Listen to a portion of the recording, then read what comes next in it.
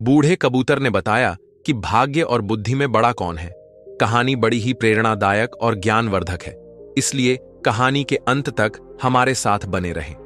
प्राचीन समय की बात है। एक बूढ़ा कबूतर और नीलकंठ पक्षी शिव मंदिर के पास एक वट वृक्ष पर बैठे हुए थे। रोज उनका उठना बैठना वहीं होता था और वे भगवान भोलेनाथ की पूर्ण श्रद्धा से भक्ति किया करते थे। एक दिन नीलकंठ और कबूतर दोनों बैठे हुए थे। नीलकंठ ने बूढ़े कबूतर से एक प्रश्न पूछा और कहा, हे मित्र कबूतर, भाग्य बड़ा या बुद्धि? इस पर कबूतर कहता है, मित्र, आपका यह प्रश्न बहुत ही दिलचस्प और विचार करने योग्य है।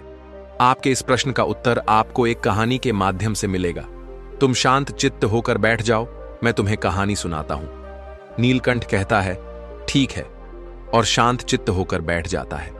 वह अपने दोनों कानों को बूढ़े कबूतर की हर बात पर लगाता है और बड़े ध्यान से इस कहानी को सुनता है।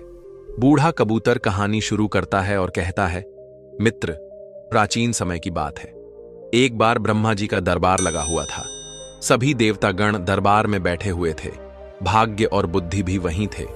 ब्रह्मा जी के दरबार में बैठे बैठे बात करते करते भाग्य और बुद्धि की नोकझोंक शुरू हो गई। जब यह बहस काफी बढ़ गई तो भाग्य कहता है, जो काम मैं करता हूं वह यह बुद्धि नहीं कर सकती। बुद्धि बोली, मूर्ख मत बनो। जब मैं किसी का साथ छोड़ देती हूं तो वह आदमी पागल हो जाता है, मृत्यु को प्राप्त हो जाता है। तुम कितना भी उसका साथ दे दो, लेकिन वह मेरे बिना कुछ नहीं कर सकता। भाग्य बोला, अरे मूर्ख बुद्धि, तुम नहीं जानती कि जिसका साथ मैं छोड़ देता हूं, फिर तुम चाहे कितना भी उसके साथ रहो, उसका भला कैसे हो सकता है? जब मैं यानी उसका भाग्य ही उसके साथ नहीं रहूंगा तो क्या वह कभी भाग्यवान या धनवान हो पाएगा? नहीं, ऐसा कदापि नहीं हो सकता। भगवान ब्रह्मा के दरबार में दोनों में ऐसे ही वाद विवाद बढ़ता गया। दोनों एक दूसरे से झगड़ने लगे। बुद्धि कहने लगी, मैं बड़ी हूं और मैं ही श्रेष्ठ हूं। भाग्य कहने लगा, नहीं, तुम मुझसे बड़ी कैसे हो सकती हो? मैं बड़ा हूं और मैं ही श्रेष्ठ हूं। तभी ब्रह्मदेव ने दोनों को बहस करते हुए देखा और मन ही मन सोचा, भाग्य और बुद्धि दोनों महान देवता हैं। ये दोनों इस दुनिया के शक्तिशाली और प्रभावशाली देव हैं और यह आपस में इस तरह झगड़ रहे हैं, जो ठीक नहीं है। इनका फैसला तो मुझे ही करना होगा। ब्रह्मदेव ने बुद्धि और भाग्य से पूछा, तुम दोनों झगड़ क्यों रहे हो? भाग्य कहने लगा, ब्रह्मदेव, मैं जिस मनुष्य का साथ छोड़ देता हूं वह मनुष्य क्या कर सकता है? वह तो अपना सारा जीवन गरीबी और दरिद्रता में गुजारता है। वह अपने जीवन में कभी भी खुश नहीं रह सकता।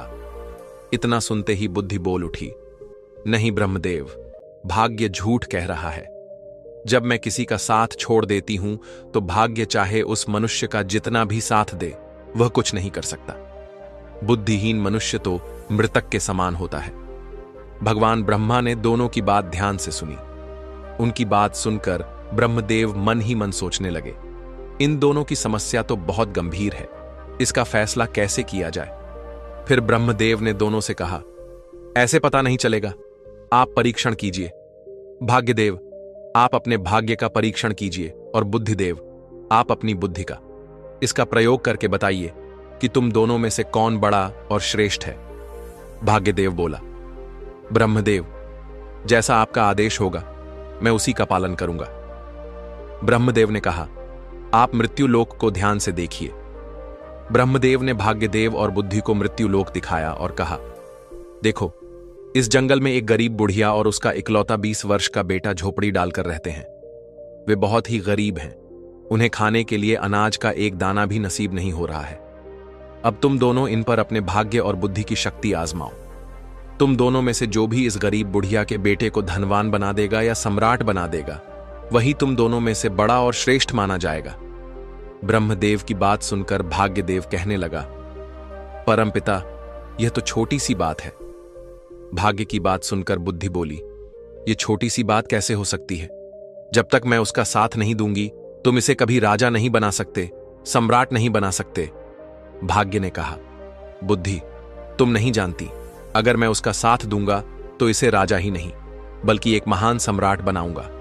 बुद्धि बोली, ठीक है, हम दोनों इसी पर अपनी शक्ति का उपयोग करते हैं। इससे हमारी समस्या का फैसला हो जाएगा। जो जीतेगा वही श्रेष्ठ माना जाएगा। इसके बाद भाग्य ब्रह्मदेव से कहने लगा, ब्रह्मदेव, पहले मुझे अपनी श्रेष्ठता सिद्ध करने की अनुमति दीजिए। मुझे यहां से जाने और इस लड़के को सम्राट बनाने की आज्ञा दीजिए। ब्रह्मा जी कहते हैं, ठीक है। ब्रह्मदेव के कहते ही बुद्धि ने ब्रह्मदेव से कहा, ब्रह्मदेव, मैं इस लड़के का साथ छोड़कर आ रही हूं। उसकी बात सुनकर भाग्य ने कहा, ठीक है, तुम अभी उसका साथ छोड़ दो और ब्रह्मलोक में आ जाओ। बुद्धि भाग्य से कहने लगी, भाग्य, ध्यान रखना, कहीं ऐसा ना हो कि तुम इसे सम्राट बनाने के चक्कर में मार ही दो। यह व्यक्ति मरना नहीं चाहिए। भाग्य कहने लगा, बुद्धि, तुम यह सब दूर से देखती रहो। आज तुम्हारी हार निश्चित है, क्योंकि मैं ही तुमसे ज्यादा शक्तिशाली और बलवान हूं। बुद्धि बोली, ठीक है, मैं अभी इसी समय इस लड़के का साथ छोड़ रही हूं। ऐसा कहकर बुद्धि ने उसका साथ छोड़ दिया। बुद्धि के साथ छोड़ते ही वह लड़का अपनी शुद्ध बुद्धि खो बैठा, एक निर्गुणी बनकर रह गया, पागल और मूर्ख बन गया। अब भाग्य अपना काम करना शुरू करता है। वह देखता है कि उस व्यक्ति के पास कुछ नहीं है। एक घास फूस की बनी हुई झोपड़ी है और केवल 3 बकरियां बंधी हुई हैं। लड़का उन बकरियों के खाने के लिए पेड़ पौधों की पत्तियां काटकर लाता है और उन्हें चराता है। वह पूरा दिन इसी में गुजार देता है। उसकी स्थिति देखकर भाग्य सोचता है, ना इसके पास पहनने के लिए अच्छे वस्त्र हैं, ना ही पैरों में पहनने के लिए जूते। अब मैं इसका साथ दे रहा हूं और इसे राजा बनाकर रहूंगा। भाग्य ने पासा पलटा। जिस रास्ते से वह चरवाहा निकल रहा था, उसी रास्ते में भाग्य ने एक सुंदर सोने के जूतों की जोड़ी रख दी।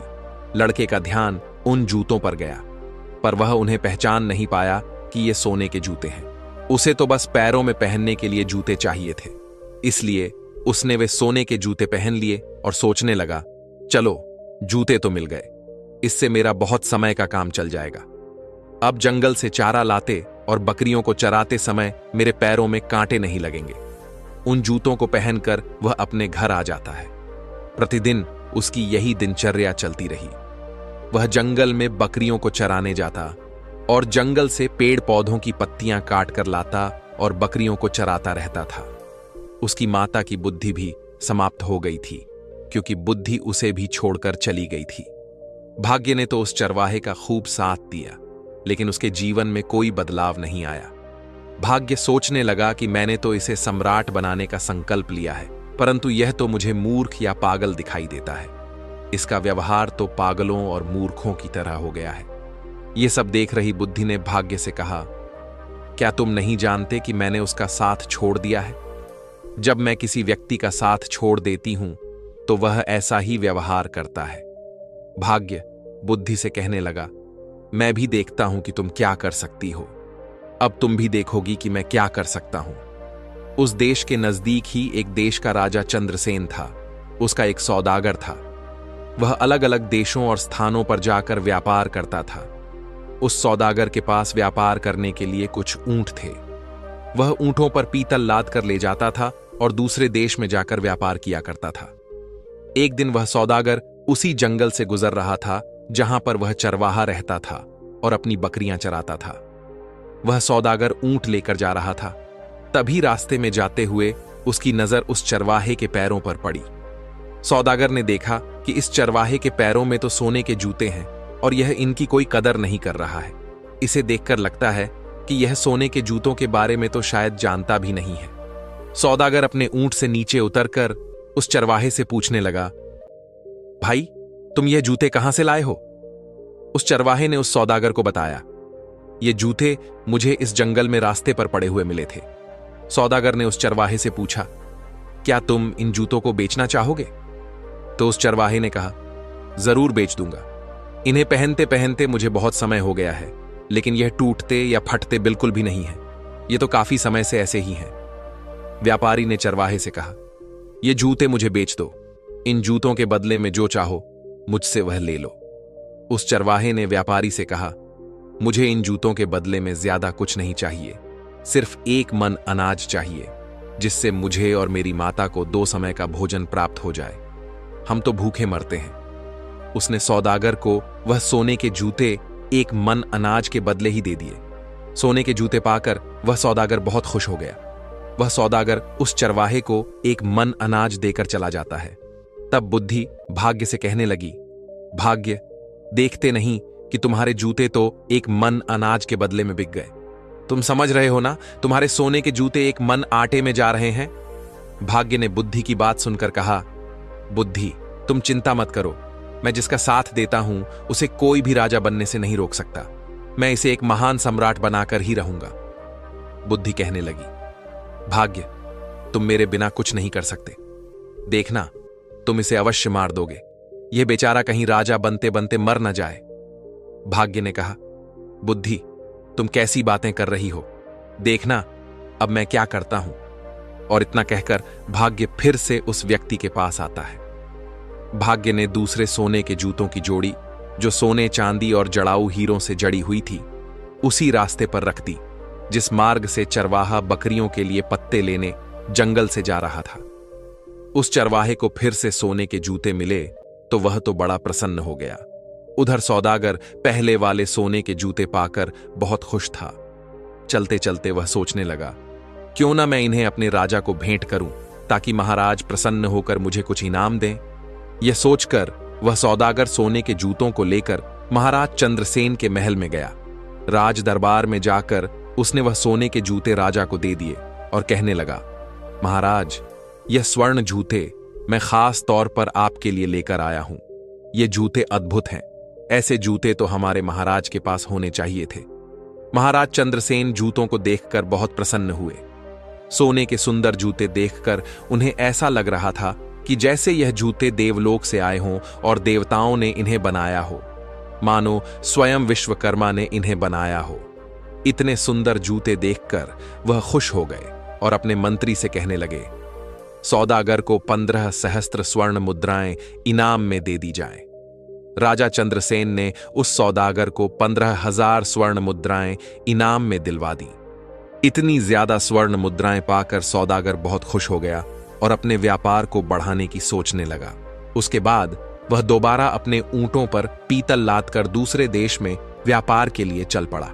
वह सौदागर अपने व्यापार के लिए उसी जंगल से होते हुए जाता था जहां वह चरवाहा अपने पशुओं को चराता था और अपनी माता के साथ रहता था। इस बार भी उसी जगह से जा रहा था और संयोगवश चरवाहा भी वहीं पर अपनी बकरियों को चरा रहा था।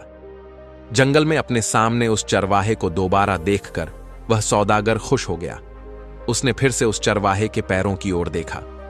उसके पैरों में दूसरी जोड़ी स्वर्ण जूते देखकर उसने सोचा, इसके पास तो और सोने के जूते आ गए। न जाने यह कहां से ऐसे जूते लेकर आता है। सौदागर ऊंट से उतरा और उतरकर उस चरवाहे के पास आया और चरवाहे से बोला, भाई, क्या तुम फिर से इन जूतों को भी बेचना चाहोगे? चरवाहे की तो जैसे मनचाही मुराद पूरी हो गई। वह बोला, हां, जरूर बेच दूंगा, लेकिन इस बार आपको इसके बदले में मुझे एक बोरी चने की देनी होगी। सौदागर भी खुश हो गया और बोला, हां, ठीक है, मैं एक बोरी चने की दे दूंगा। चरवाहे ने एक शर्त और रख दी। वह बोला, चने भुने हुए होने चाहिए। सौदागर ने उसकी यह बात भी मान ली। एक बोरी भुने हुए चने की उसको दे दी। वह उससे सोने के जूते की दूसरी जोड़ी भी लेकर आगे चला गया। अब सौदागर के मन में यह विचार आने लगा, पहले एक जोड़ी जूते जो मैंने महाराज को भेंट किए थे, उसके बदले महाराज ने मुझे 15,000 स्वर्ण मुद्राएं दी थीं। इस बार हो सकता है कि महाराज मुझे पिछली बार से भी ज्यादा बड़ा इनाम दे। मैं इनको भी महाराज की सेवा में लेकर जाता हूं। वह इस बार भी उन हीरे जवाहरात और रत्न जड़े सोने के जूतों को लेकर राजा चंद्रसेन के दरबार में पहुंच गया। सौदागर राजा से बोला, महाराज, मैं आपके लिए हर बार कोई ना कोई विचित्र वस्तु लाता रहता हूं। हे राजन, आप इन्हें स्वीकार कीजिए।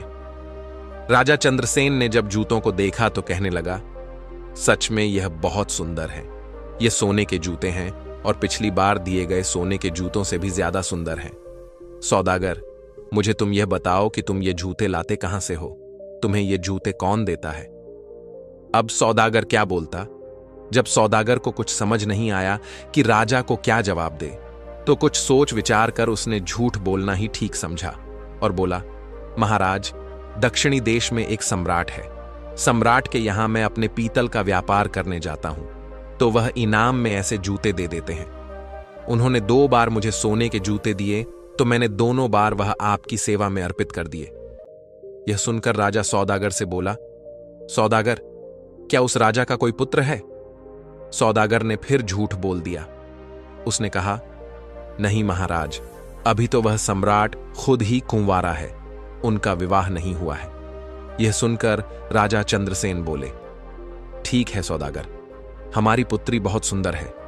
तुम अपने उस सम्राट से जाकर मिलो और उनसे पूछो कि हम अपनी पुत्री का विवाह उससे करना चाहते हैं, क्या उन्हें मंजूर है? राजा की बात सुनकर सौदागर सोचने लगा, अब तो मैं फंस गया। मैं तो ये जूते किसी राजा से नहीं लाता, बल्कि एक चरवाहे से लेकर आता हूं। लेकिन अब तो मैं झूठ बोल चुका हूं, अब मेरा क्या होगा? मैं तो अपने ही बोले हुए झूठ में फंस चुका हूं।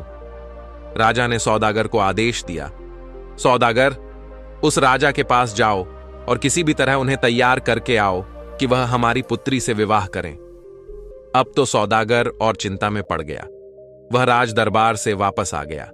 अपने घर जाकर उसने दोबारा अपने ऊंटों पर पीतल लादा और व्यापार करने चल पड़ा। जब वह दोबारा जंगल में पहुंचा तो सोचने लगा, अगर मुझे यहां वह चरवाहा नहीं मिलता तो मुझे सोने के जूते नहीं मिलते, और वे जूते मैं राजा को नहीं देता। आखिरकार झूठ बोलकर मैं राजा के क्रोध का शिकार नहीं बनता। इस चरवाहे ने मुझे भी राजा के क्रोध का शिकार बना दिया। यदि चरवाहा मुझे ना मिलता तो मैं इस धर्म संकट में नहीं फंसता। इस चरवाहे ने तो मुझे बुरी तरह फंसा दिया है। सोचते सोचते वह सौदागर उस चरवाहे की झोपड़ी पर जा पहुंचा। चरवाहा अपनी झोपड़ी पर सौदागर को आया देखकर बहुत खुश हो गया, क्योंकि वही सौदागर उसके खाने पीने की व्यवस्था करता था। कभी उसे अनाज देता था, कभी चने। उसका गुजारा जूते बेचकर इसी सौदागर से पूरा होता था, इसलिए चरवाहा उससे बहुत खुश था। वह बोला, सौदागर आइए, आपका स्वागत है। सौदागर वहीं उसके घर पर ही रुक गया। उसने अपने ऊंटों से पीतल उतारकर एक तरफ रख दिया और फिर चरवाहे से बातें करने लग पड़ा। इस समय भाग्य उस चरवाहे का साथ दे रहा था। बातें करते करते चरवाहा पीतल के बोरे पर बैठ गया। जैसे ही वह बैठा तो सभी बोरों में भरा हुआ पीतल सोने में बदल गया। चारों तरफ सोना जगमगाने लगा। यह देखकर सौदागर को यह विश्वास हो गया कि यह व्यक्ति या तो कोई जादूगर है या ईश्वर का कोई बहुत बड़ा भक्त। इस पर ईश्वर की विशेष कृपा है। अब सौदागर अपने बोले हुए झूठ के जाल में और फंसता जा रहा था। उसके मन में विचार आया, मेरे पास धन की कमी नहीं है। मैं ऐसा करता हूं कि इस चरवाहे को ही राजा बना देता हूं, सम्राट घोषित कर देता हूं। मेरे पास तो धन और सोने की कोई कमी नहीं है। मैं इसके लिए यहां जंगल में बहुत बड़ा किला बनवा देता हूं, दुर्ग बना देता हूं। उस दुर्ग का मालिक इसे बना दूंगा और मैं उसका मंत्री बन जाऊंगा। यहां के जो जागीरदार हैं उनसे बहुत सारी जमीन खरीद लूंगा। इस महीने के 2 महीने बाद राजा के पास जाऊंगा और बता दूंगा, यही सम्राट है। अब सौदागर षड्यंत्र रचने लगा। भाग्य बुद्धि से कहने लगा, बुद्धि, तुम देखती जाओ कि मैं क्या करता हूं। देखना, यही सौदागर अब चरवाहे को सम्राट बनाएगा। बुद्धि ने फिर से भाग्य से कहा, कहीं ऐसा ना हो कि राजा बनते बनते यह मर ही जाए, क्योंकि इस समय इसके पास बुद्धि नहीं है। जब यह बात भाग्य ने सुनी तो बोला, बुद्धि, तुम इतना घमंड मत करो, तुम अपना ज्यादा दिमाग मत लगाओ, यह सम्राट अवश्य बनेगा। दूसरी ओर सौदागर चरवाहे से कहने लगा, चरवाहे, मैं तुम्हें यहां का सम्राट बना देता हूं और तुम्हारे रहने के लिए एक बड़ा महल भी बनवाऊंगा। सौदागर में बुद्धि थी, क्योंकि उसका साथ बुद्धि दे रही थी, लेकिन बुद्धि ने चरवाहे और उसकी माता का साथ छोड़ दिया था। चरवाहा सौदागर से बोला, भाई ठीक है, तुम्हें जो ठीक लगे वह करो, लेकिन एक बात है, मेरी इन बकरियों को मत छोड़ना। मैं इन बकरियों को हमेशा अपने पास ही रखूंगा। चरवाहे में बुद्धि तो थी नहीं। उसकी बात सुनकर सौदागर सोचने लगा, यह व्यक्ति कितना बड़ा मूर्ख है। मैं इसे राजा बना रहा हूं और इसे बकरियों की पड़ी है। यह कैसी बातें कर रहा है। फिर भी सौदागर बोला, ठीक है। सौदागर को मन ही मन राजा का डर सता रहा था। राजा ने उसे कहा था कि तुम्हें उस सम्राट से पूछ कर आना है और मेरी लड़की का विवाह उसके साथ करवाना है। इसलिए उस चरवाहे को सम्राट बनाने के चक्कर में सौदागर ने चरवाहे की बात पर ध्यान नहीं दिया। उसने किले की नींव डलवा दी और निर्माण शुरू करवा दिया। जल्दी ही उसने एक बहुत बड़ा, सुंदर और शानदार महल चरवाहे के लिए तैयार करवा दिया। सौदागर ने आसपास के सभी जागीरदारों से जमीन खरीद ली और चरवाहे के लिए एक सेना भी बनानी शुरू कर दी। नौकर चाकर, दास दासियां रखीं। ये सब देखकर वह बुद्धिहीन चरवाहा मन ही मन सोचने लगा, ना जाने यह सौदागर कहां से आ गया। इसने तो हमारी जिंदगी खराब कर दी। अब तो मुझे अपनी बकरियों को चराने के लिए भी समय नहीं मिलता है। यह हमेशा बातें करने में लगा रहता है। चरवाहे का तो अब भी वही हाल था। वह बकरियों को जंगल में ले जाता और चराकर वापस लाता। सौदागर ने उसके लिए राजसी वस्त्र सिलवाए, उसके शीश पर मुकुट रखा, लेकिन चरवाहे ने अपना स्वभाव नहीं बदला। वह सौदागर से कहने लगा, तुम्हें जो भी ठीक लगे वह करो, परंतु मेरी बकरियां कहीं नहीं जानी चाहिए। अगर मेरी बकरियां चली गईं तो मैं तुम्हें जीवित नहीं छोड़ूंगा। तुमने इतनी भीड़ इकट्ठा कर ली है, हमारा जीवन खराब कर दिया है। सौदागर कहने लगा, अरे चरवाहे, मैंने तो तुम्हें राजा बना दिया है, मैं तुम्हारा मंत्री बनूंगा। लेकिन उस चरवाहे की समझ में यह सब कुछ नहीं आ रहा था। दोस्तों, अब भाग्य बुद्धि से कहने लगा, बुद्धि देखो, मैंने इस चरवाहे को राजा बना दिया है। अब यह एक किले का मालिक बन चुका है। बुद्धि कहने लगी, अरे भाग्य, तुम क्यों झूठ बोल रहे हो? यहां बैठे हुए समस्त देवता इस बात का फैसला करेंगे कि तुमने इसे राजा बना दिया या नहीं, या यह अब भी वही चरवाहा है।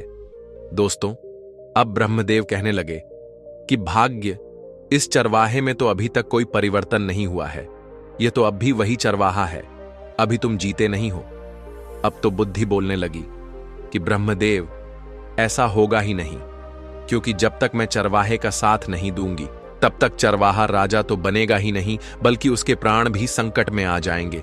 यह मूर्खता करेगा और मारा जाएगा। परंतु भाग्य बोला, बुद्धि, मैं उसका साथ दूंगा तो तुम कुछ नहीं कर सकोगी। तुम बैठी रहो और तमाशा देखती रहो। भाग्य फिर उस चरवाहे के पास आ जाता है। सौदागर ने क्या किया? उसने जो उस चरवाहे की 3 बकरियां थीं, उन्हें भी किसी बकरियां खरीदने वाले को बेच दिया। जैसे ही उस चरवाहे को अपनी बकरियों के बिकने का पता चला तो वह जोर जोर से चिल्लाने लगा, रोने लगा। जब उसके सैनिकों ने, दरबारियों ने और अन्य लोगों ने देखा कि राजा तो ऐसा कर रहा है, तो उन्हें लगा कि शायद राजा पागल हो गया है। अब सौदागर ने उस चरवाहे को समझाया कि तुम ऐसा क्यों कर रहे हो? तुम ऐसी मूर्खता क्यों कर रहे हो? ये तो 3 बकरियां थीं। मैं तुम्हें ऐसी बहुत सी बकरियां दिलवा दूंगा। सौदागर की यह बात सुनकर चरवाहा मान जाता है और वह चरवाहा सौदागर के पीछे पड़ गया कि चलिए, मुझे आज ही बकरियां खरीद कर दीजिए। सौदागर उस चरवाहे से कहने लगा, देखो भाई, अब तुम सम्राट बन गए हो, राजा बन गए हो। तुम ऐसी छोटी छोटी बातें क्यों करते हो? बच्चों जैसी बातें मत करो। मैं तो तुम्हारा विवाह करवाऊंगा। अपनी माता से पूछो। हमारे यहां के राजा चंद्रसेन, उनकी पुत्री बहुत ही सुंदर है, उनसे तुम्हारी शादी करवाऊंगा। लेकिन चरवाहे में तो बुद्धि ही नहीं थी। वह सौदागर से कहने लगा, तुम मेरा क्या विवाह करवाओगे? और उसकी माता भी कहने लगी, अब विवाह से क्या होगा? हमारी जिंदगी को तो तूने खराब कर ही दिया है। तुमने हमें इतनी भीड़ भाड़ में लाकर पटक दिया है। कहां हम इतनी शांति से रहते थे, अपनी बकरियां चराते थे और अपनी झोपड़ी में मजे से रहते थे। अब सौदागर सोचने लगा, लगता है यह दोनों मां बेटा पागल हैं। अब मैं क्या करूं? ऊपर से उसे महाराज चंद्रसेन का डर सता रहा था। उसके मन में यही विचार आ रहा था कि इनकी सहायता तो मुझे करनी ही पड़ेगी। तक 6 महीने का समय पूरा हो गया। अब सौदागर अपने देश में महाराज चंद्रसेन के पास पहुंचा। महाराजा से कहने लगा कि महाराज, अब आप अपने नाई और पंडित को भेज दीजिए। मैंने अपने सम्राट को मना लिया है। वह आपकी लड़की से शादी करने के लिए तैयार है।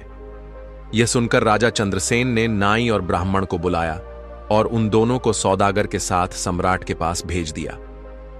सौदागर उन दोनों को लेकर चल पड़ा और वह उनको चरवाहे के महल में लेकर आया। उसने चरवाहे को राजसी वस्त्र पहनाए। चरवाहा सौदागर से कहने लगा, यह तुम क्या कर रहे हो? ऐसे भी कहीं विवाह होते हैं? सौदागर बोला, अब तुम चुप रहना, अब बिल्कुल भी मत बोलना, नहीं तो महाराज चंद्रसेन तुम्हें और मुझे दोनों को फांसी की सजा दे देंगे। इस बात का ध्यान रखना कि अब तुम्हें बोलना नहीं है। सौदागर के मुंह से फांसी की बात सुनकर चरवाहा बुरी तरह से डर जाता है और उसकी बात मान जाता है। राजा के नाई और ब्राह्मण उसकी सगाई कर देते हैं और शुभ मुहूर्त देखकर विवाह का दिन तय करके उसे बोल देते हैं कि आपको इस दिन बारात लेकर महल में आना है। इसके बाद नाई और ब्राह्मण वापस अपने देश को लौट जाते हैं। उनके महल में पहुंचने के बाद राजा ने उनसे पूछा कि सम्राट कैसा है। नाई और ब्राह्मण बोले, महाराज, उसके पास तो किसी चीज की कमी नहीं है। बहुत सारा सोना है, खजाने भरे पड़े हैं। वह तो बहुत ही महान राजा दिखाई पड़ता है। बात सुनकर राजा चंद्रसेन भी बड़े प्रसन्न हुए। अब तो राजा चंद्रसेन ने भी शादी की तैयारी शुरू कर दी। धीरे धीरे समय बीतता गया और विवाह का शुभ दिन नजदीक आ पहुंचा। विवाह के दिन सौदागर ने चरवाहे को खूब सजाया, दूल्हा बनाया और एक सुंदर रथ में बिठाकर उसकी बारात लेकर चल पड़ा। इधर सौदागर चरवाहे को शादी के लिए लेकर जा रहा था। उधर भाग्य बुद्धि से कहने लगा, देखो बुद्धि, अब मैं चरवाहे का विवाह भी राजा की पुत्री से करवा रहा हूं। बुद्धि मुस्कुराकर बोली, भाग्य, बस देखते जाओ। तुमने अभी इसकी मृत्यु का षड्यंत्र रच दिया है। तुम्हें भी पछतावा होगा कि तुमने यह क्या कर दिया है। यह चरवाहा भी तुम्हारे जाल में फंस चुका है। तुम तो इसे राजा बनाने की बात कर रहे हो। देखते जाओ, तुम्हारे कारण अब यह चरवाहा अपने प्राण खो देगा। भाग्य बोला, बुद्धि, जब मैं उसका साथ दे रहा हूं तो तुम क्यों परेशान हो रही हो? बस तुम देखती रहो कि मैं क्या करता हूं। कुछ दिन का सफर तय करने के बाद चरवाहे की बारात राजा चंद्रसेन के यहां पहुंच जाती है। जब राजा ने देखा कि बारात पहुंच चुकी है तो अपने मंत्रियों के साथ ढेर सारे उपहार लेकर बारात का स्वागत करने के लिए नगर के द्वार की ओर चल पड़ा। दूसरी ओर जब चरवाहे ने देखा कि सामने से ढाल तलवार लेकर कोई राजा सेना के साथ आ रहा है तो वह बुरी तरह डर गया और वह अपने रथ से उतरकर भागने लगा। चरवाहे को भागता देखकर सौदागर ने सोचा, यह तो पक्का मुझे मरवाएगा। सौदागर भी रथ से उतरकर पकड़ने के लिए उसके पीछे पीछे भागता है और उसे पकड़ लेता है। सौदागर पकड़कर उसे समझाता है कि राजा तुम्हें भी मार देगा और मुझे भी। तुम ऐसे क्यों भाग रहे हो? चरवाहा डर गया और बोला, ठीक है, लेकिन तुम्हें हर समय मेरे साथ ही रहना पड़ेगा। सौदागर के यहां करने पर वह सौदागर के साथ वापस आ गया।